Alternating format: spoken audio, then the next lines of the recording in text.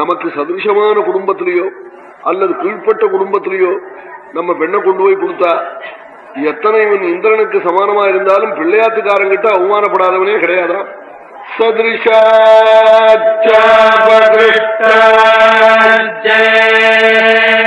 லோகே கன்யாபிதா ஜனாதி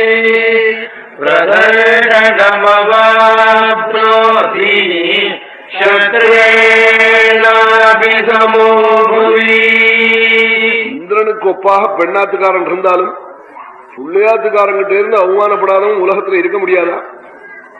ஒரு கால் அவான் இல்லவாளா இருந்து உள்ளான் மாப்பிள பையன் மாப்பிளைய பெற்ற தாய் போப்பன்லாம் ஜனாத்துன்னார். கன்யா பிதா ஜனாத்துன்னார்.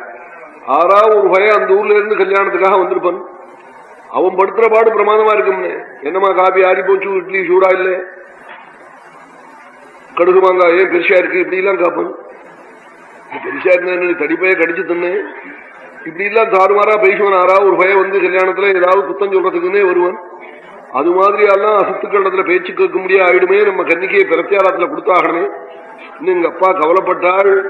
தாம் தர்ஷணாமதுரஸ்தா